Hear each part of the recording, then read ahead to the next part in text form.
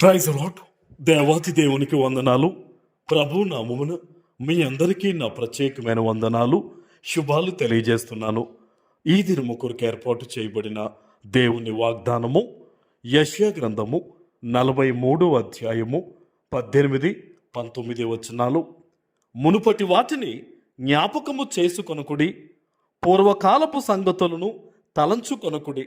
ఇదిగో నేను ఒక నూతన క్రియ చేయుచున్నాను, ఇప్పుడే అది మొలుచును. దేవుని నామానికి మహిమ కలుగునుగాక. ఈ ఉదయకాల సమయంలో సర్వ సృష్టికర్త అయిన నీ తండ్రి నిన్ను ఆశీర్వదించి గొప్ప వాగ్దానాన్ని నీకు అందిస్తూ ఉన్నారు. హల్లెలూయా. ఆయన అంటూ ఉన్నారు, మునుపటి వాటిని జ్ఞాపకము చేసుకొనకుడి అని.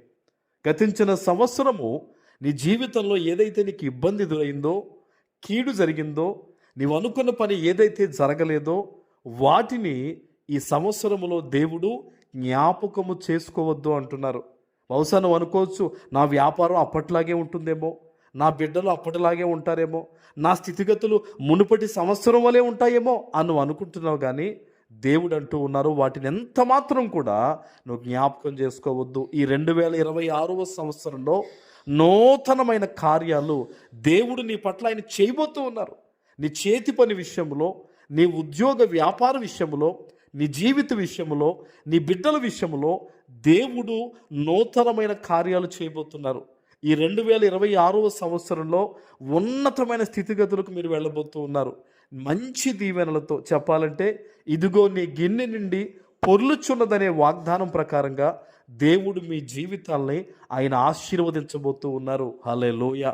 ఆయన అంటున్నారు, పూర్వకాలపు సంగతులను తలంచుకోవద్దు, అవి గతించిపోయినాయి.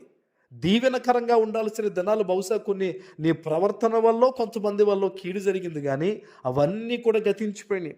ఈ సంవత్సరం అంతా కూడా నువ్వు దీవెనకరంగానే ఉండబోతూ ఉన్నావు. నా ప్రభువు నీ తండ్రి అంటున్నారు, ఇదిగో నేను ఒక నూతన క్రియ చేయుచున్నాను, ఇప్పుడే అది మొలచును. దేవుడు నీ పట్ల నూతనమైన కార్యము చేయబోతున్నాడు.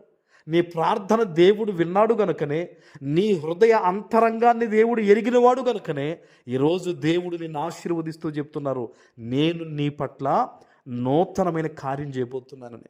నువ్వు అనుకోని రీతిలో ఒక ఆశీర్వాదాన్ని నువ్వు పొందుకోబోతున్నావు. అసలు నువ్వు ఊహించని రీతిగా దేవుడు గొప్ప ఆశీర్వాదాన్ని నీ చేతిలోకి పంపించిపోతున్నాడు ఆయన. హల్లెలూయా. ఇది ఎలా జరుగుద్దంటే, అది దేవుని వాగ్దానాన్ని నువ్వు నమ్మి ప్రార్థన చేసుకో, దేవుని కార్యాలు జరుగుతాయి అంతే. అపవాది అంటాడు, లేదు లేదు, ఈ వాగ్దానం నీ కోసం కాదంటాడు. కానీ నేను చెప్తున్నాను సేవకునిగా, నువ్వు ఎక్కడి నుంచి ఈరోజు ఈ వాగ్దానం వింటున్నావో నీతోనే దేవుడు మాట్లాడుతున్నాడు. నీ కోసమే ఈ వాగ్దానం ఇస్తున్నాడు ఆయన.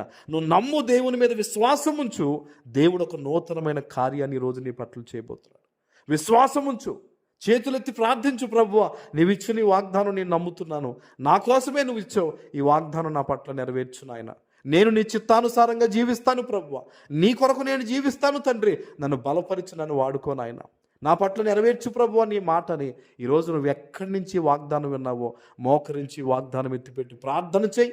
సేవకునిగా చెప్తున్నాను, యేసు నామములో నూతనమైన ఆశీర్వాదంతో నీవు నీ సమస్తము నింపబడబోతూ ఉన్నారు. ఆమేన్. ప్రార్థన చేసుకుందాం.